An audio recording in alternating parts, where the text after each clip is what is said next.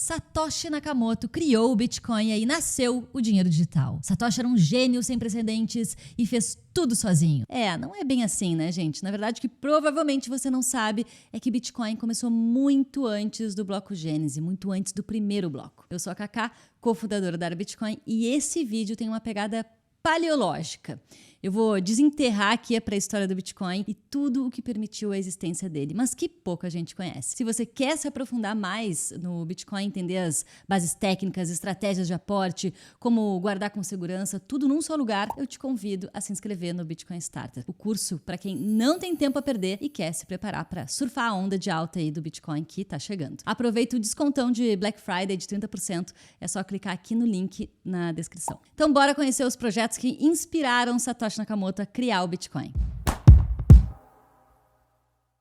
Bitcoin não é algo que surgiu do dia para a noite. É resultado de 40 anos de pesquisa e dezenas de tentativas de criar dinheiro digital independente de bancos e governos. Várias pessoas já previram Bitcoin no passado, desde gênios da física, economistas austríacos, engenheiros da computação e investidores revoltados com a inflação. Friedrich Hayek, um economista austríaco bastante conhecido, disse em 1984: "Não acredito que teremos dinheiro bom novamente antes de o tirarmos das mãos dos governos. Já que não podemos tomá-los violentamente, tudo o que podemos fazer é, por algum meio indireto, introduzir algo que eles não possam parar." Milton Friedman comentou em 1999 que uma das coisas que estava faltando para a internet diminuir tamanho de governos corruptos é alguma forma de cash, um dinheiro eletrônico. Escritores do livro Indivíduo Soberano previram Bitcoin 10 anos antes ao afirmar que em breve você pagará por quase qualquer transação pela internet usando dinheiro cibernético. Essa nova forma digital de dinheiro está destinada a desempenhar um papel fundamental no cybercomércio. Consistirá em sequências criptografadas de números primos de centenas de dígitos. Único, anônimo e verificável,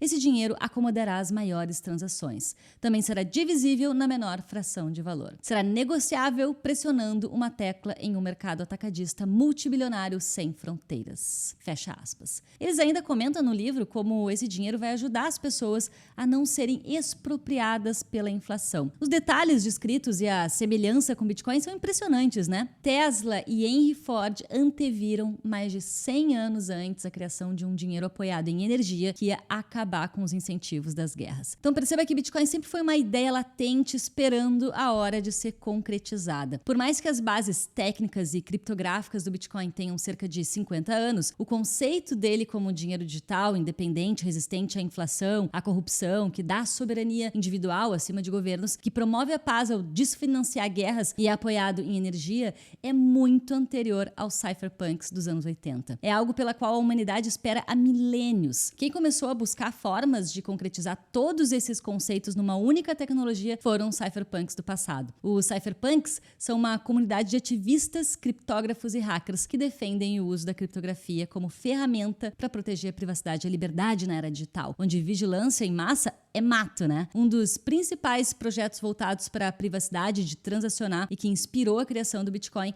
foi o eCash, criado pelo David Chaum em 1982. Eu nem tinha nascido ainda nessa época, Carol. O eCash era uma moeda digital que usava criptografia para garantir anonimato e segurança para transações. Bitcoin não é anônimo, né? É pseudônimo, mas pegou do eCash a ideia de criar digitalmente algo que pudesse ser transacionado como um dinheiro físico cash e que o portador tivesse total autonomia para fazer pagamentos sem que terceiros pudessem intervir ou rastrear a negociação. O grande problema era que eCash era focado em bancos. Eles podiam emitir notas digitais criptografadas para os clientes que podiam ser armazenadas em seus computadores pessoais. E aí então, para realizar um pagamento, o cliente enviava essas notas digitais ao comerciante, que por sua vez as encaminhava para o banco para verificação e depósito. Isso era possível através de assinaturas cegas, ou em inglês blind signatures, em que os bancos podiam intermediar as negociações, mas não podiam rastrear as informações em eCash. Já entendeu por que não vingou, né? eCash depende de intermediários, os bancos. E esses intermediários, por vontade própria ou pressionados por governos, querem rastrear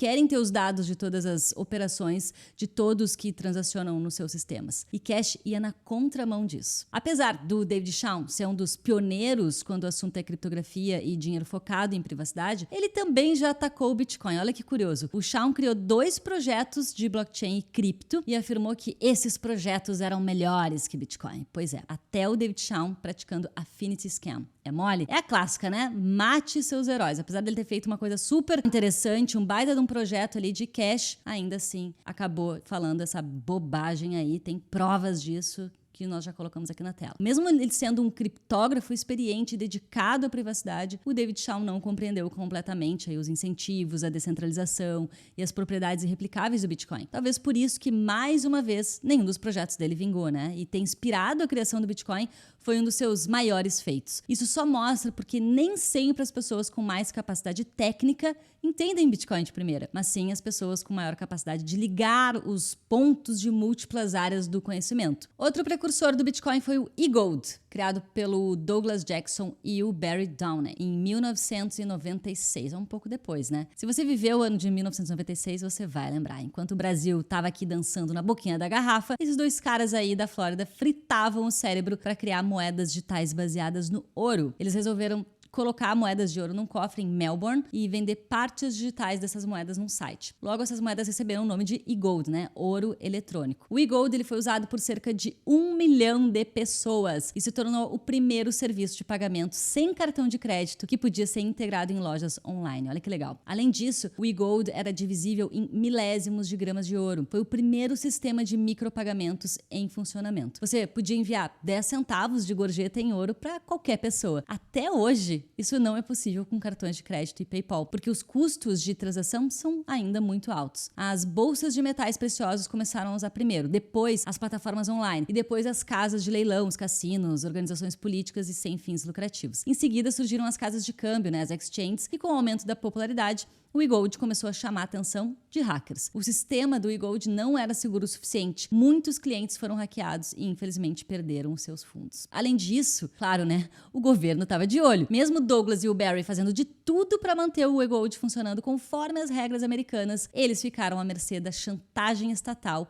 e não conseguiram manter o e-Gold de pé. Eles foram atacados judicialmente. Com a lei patriótica assinada em 2001, o presidente da época, o George W. Bush, ele suspendeu direitos civis como o de privacidade. Essa lei permitiu o controle de telefonemas, trocas de e-mails, de registros médicos e de transações bancárias. Em resumo, escancarou a vida privada da população. Com essa nova lei, as autoridades fiscais congelaram as reservas de ouro do Douglas e do Barry e a maioria dos usuários deixou de usar o e-Gold. E tem mais, como não foi concedida licença para o e-Gold funcionar, os criadores tiveram que responder na justiça por lavagem de dinheiro. E em 2008, o Douglas foi condenado a 300 horas de serviço comunitário e a uma multa de $200. O e-Gold deixou muitos aprendizados que provavelmente foram entendidos por Satoshi Nakamoto e certamente o inspiraram a ficar anônimo. Quando governos não podem controlar o crescimento de alguma coisa, eles perseguem os criadores e matam o projeto, mudando leis e aplicando processos legais que inviabilizem que o projeto prossiga de maneira centralizada através de empresas e com líderes ativos. Ainda em relação à correlação com o ouro, em 1997, Adam Back desenvolveu o Hashcash, um sistema de prova de trabalho que foi projetado para evitar spam de e-mail. Gente, até hoje eu recebo muito spam no meu e-mail, meu Deus. Esse sistema foi depois adaptado e usado na rede Bitcoin como um mecanismo para proteger a rede como um todo. O Hashcash foi oficialmente chamado de esquema de postagem baseado em colisão parcial de hash. Esse mecanismo ele é mencionado no white paper do Bitcoin e utilizado na mineração dele. Abre aspas, a ideia de usar hashes parciais é que eles podem ser arbitrariamente caros para serem computados e ainda assim podem ser verificados instantaneamente, fecha aspas. Escreveu aí o Adam Back ao explicar Hashcash. Hashcash tem correlação direta com a mineração do Bitcoin e é por causa da mineração digital que o Bitcoin é protegido com centenas de terahashes por segundo de poder computacional e é tão difícil atacar a rede. Diferente dos ataques hackers que o e-Gold sofreu. Outro projeto que inspirou a criação do Bitcoin foi o BitGold, criado por Nick Szabo em 1998 e publicado em 2005 numa postagem no blog pessoal do Nick Szabo sobre um sistema financeiro em tese descentralizado descentralizado que combinaria diferentes elementos de criptografia e mineração. BitGold foi o projeto que chegou mais perto aí do arranjo do Bitcoin. Na descrição do projeto, o Szabo descreve o BitGold não apenas como um esquema de pagamento, mas também como uma reserva de valor a longo prazo, independentemente de qualquer autoridade confiável. Nick Szabo foi também o primeiro a surgir com o termo contrato inteligente para criar scripts de operações financeiras programáveis. Foi provavelmente do eGold, Hashcash e BitGold que o Satoshi importou os conceitos de escassez, mineração e a utilidade do ouro como uma commodity monetária, onde sua criação independe de governos, ou seja, o uso do ouro como meio de trocas e também como reserva de valor monetário. Inclusive, há várias citações de Satoshi a respeito do ouro. Aqui, por exemplo, o Satoshi fala: é a mesma situação do ouro e da mineração de ouro. O custo marginal da mineração de ouro tende a ficar próximo do preço do ouro. A mineração de ouro é um desperdício, mas esse desperdício é muito menor do que a utilidade de ter ouro disponível como meio de troca. Acho que o caso será o mesmo para o Bitcoin. A utilidade das trocas possibilitadas pelo Bitcoin excederá em muito o custo da eletricidade usada. Portanto, não ter Bitcoin seria o desperdício líquido. Palavras do grande Satoshi. Além disso, o conceito de descentralização veio a partir do BitGold. E o fato de Satoshi ser um anônimo, deixar tudo open source e não ter criado uma empresa foi provavelmente um aprendizado a partir do fracasso de eGold e da perseguição governamental, aos seus criadores. Agora, quando o assunto são as transações, aí vem uma outra grande inspiração. B-Money, de 1998, projeto do Wei Dai, um cientista da computação e criptógrafo. O B-Money foi um sistema de dinheiro eletrônico distribuído e anônimo que buscava evitar gastos duplos. O gasto duplo é quando alguém tenta usar os mesmos fundos mais de uma vez, ou seja, é como se a pessoa tivesse pago R$50 em notas de papel e pudesse continuar usando as mesmas notas como se não houvesse gasto nada. Esse sempre foi o maior desafio da galera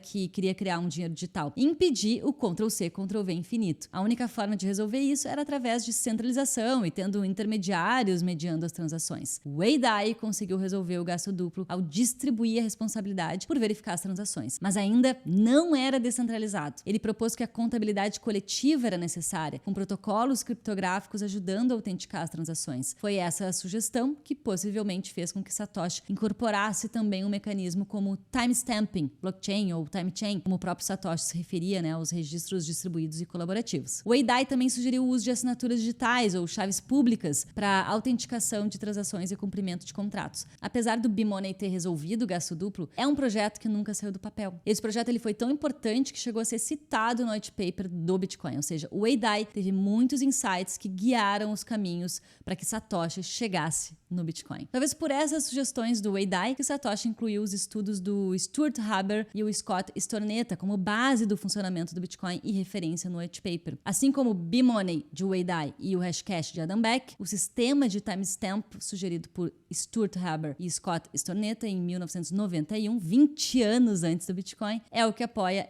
o encadeamento de informações. Na época nem se sonhava em chamar esse sistema de blockchain. Eles tiveram esse impulso de criar um sistema de registros digitais que fosse imutável, porque aconteceu um escândalo com um paper, um artigo de biologia que tinha sido fraudado na época. Conseguiram alterar o que estava escrito no artigo usando uma tinta especial. O Stuart e o Scott ficaram chocados com isso e pensaram: bom, se é tão fácil assim falsificar dados registrados em papel, digitalmente, isso vai ser muito mais fácil. Para resolver isso, eles imaginaram, então, blocos de informação atrelados uns aos outros cronologicamente de forma imutável. Em 1992, eles incluíram criptografia nesse mecanismo de registros e até 2008 essa invenção não tinha nome e nenhum caso de uso real. Olha que doido. No white paper, o Satoshi se refere a blocos de informação, que são blocks, em inglês, e dados em cadeia, chain, usando funções de hash para criar uma linha de tempo de registros que não pode ser alterada, então uma time chain. A time chain citada por Satoshi é o que hoje a maioria reconhece aí como blockchain. Depois de entender